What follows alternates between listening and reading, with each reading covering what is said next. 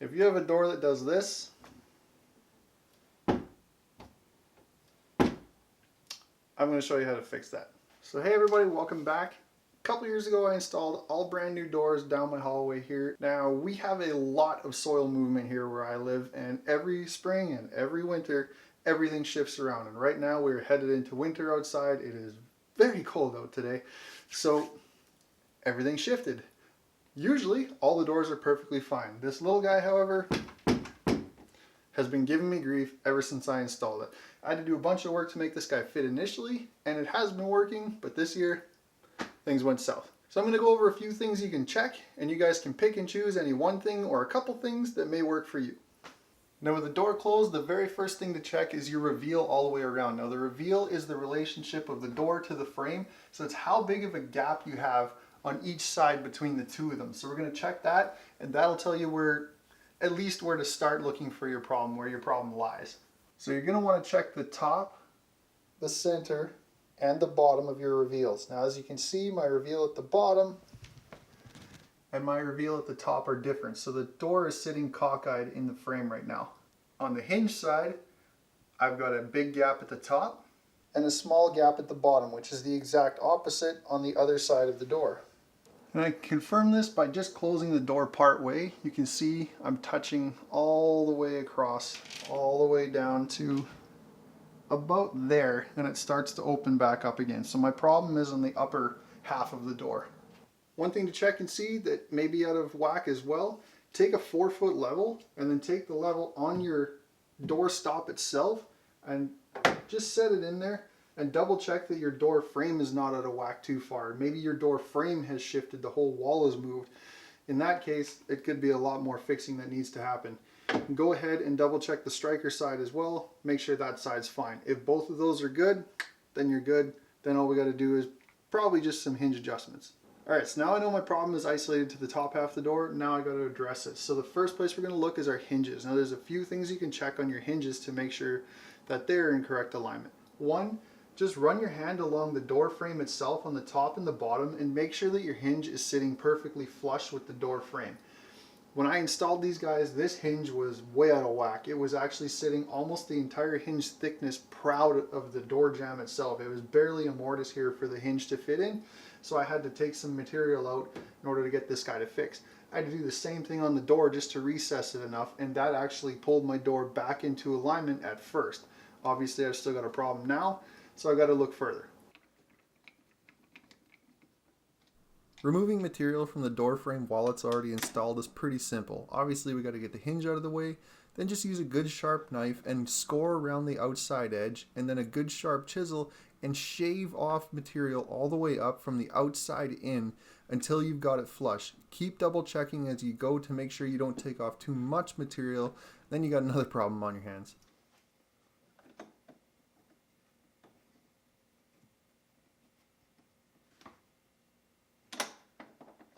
Another thing you can check to see, is there any sag in any of the hinges? So have any of the screws been backed out, or were they over tightened upon install and now the door is actually sort of drooping away from the frame? So a way you can check that, literally grab the door on the opposite side of the hinge and just push slightly towards the hinge itself. You don't want to push so hard that you rip the door off the screws, because they're not in there very strong when you think about it. It's a very light door, it doesn't take much force to hold it, but the screws themselves are very, very short. So just push slightly against that. If you see any wiggle room back and forth, the hinge is backed, or the screws have backed off on the hinge and they need to be tightened. Now it isn't much, but you can see a little bit of play along here and right up through here. The door does move in. So I've got a problem with my hinge to the door itself. Tightening our screws up is actually a pretty simple affair. So it doesn't matter if it's the frame or the door itself, this will work. So go ahead and pull the door flush and square with your hinge exactly where you want it to sit, and then take a couple of toothpicks. You may need one, you may need two, and stick them in the hole and literally just retighten your screws back up again, snapping them off flush. Make sure to use a screwdriver though, so you don't over tighten the screws a second time. And now, same thing as before, grab the door over here and push on it and watch. I've got no play in that hinge anymore. So that took the slack out of here, but as you can see, I've still got it touching, so got to look elsewhere. Now another thing you can try is try sucking this hinge side in. So I've got the hinge flush with the door and the frame itself, and I've got the slack taken out of it now in the screws, but I've still got it touching over here. So what I'm going to do is I'm going to try sucking this side in. So what I'm going to do is I'm going to take a drill with a small drill bit and another longer screw. I'm going to take out one of these screws, I'm going to pre-drill a hole, and I'm going to put this in. Now this is going to go through the frame into the stud behind there and hopefully pull this part of the door over a little bit, opening me a gap over on this side.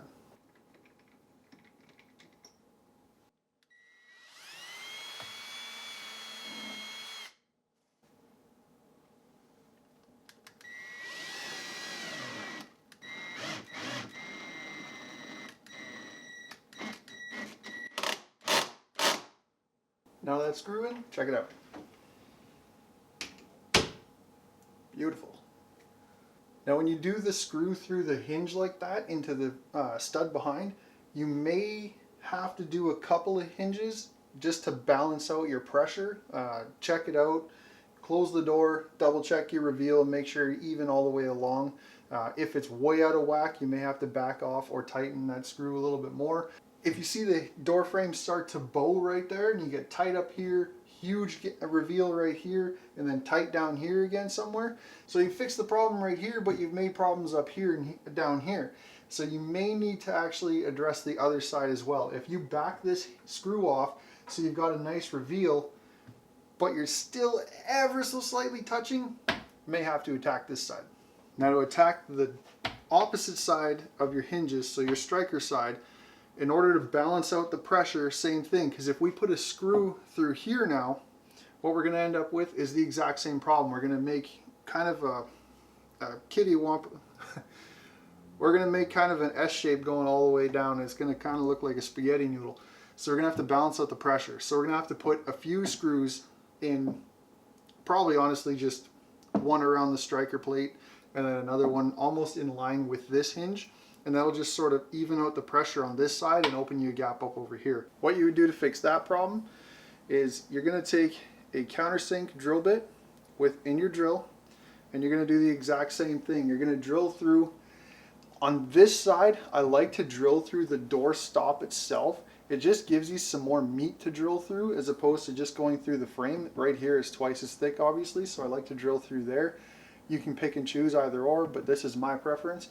So again, about in line with my hinge on the other side, I would take my countersink drill bit and I would go smack dab in the middle and drill a hole just deep enough to sink the head of a deck screw in there. But I got one here that's 2.5 inches, that's plenty. 2 inches be okay probably, but 2.5 inches is definitely making sure you got enough.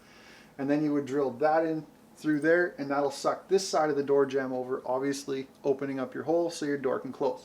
Then again, I would take another one, probably 6 or 8 inches above your striker plate, and I would put another one through there, and again, that'll just balance out the pressure.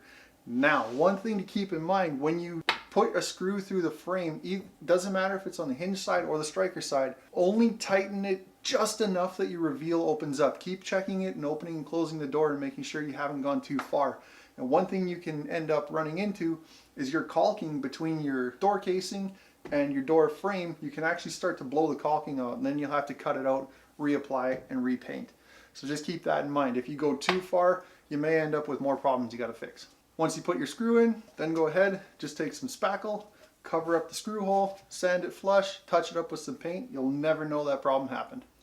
Now, as you can see, my reveal on the striker side is pretty well even all the way up top, which is perfect. And on my hinge side, it's pretty well even as well. I've got a slight bow there if you really look at it, but if I don't tell anybody, they'll never know. And then it's even pretty much all the way down again, which is awesome. So there you go, guys. 4 things you can check to fix a door in your house that may be catching and rubbing on the frame and get it closing absolutely beautifully again. So I honestly hope you guys picked something up in this video and you feel confident now to go and attack a door in your house that may be driving you absolutely mental because it's rubbing and touching and not closing. So I hope you pick something up. If you do, awesome. Feel free to let me know and give me a thumbs up down below. I really, really appreciate it. And I'll see you guys in the next one.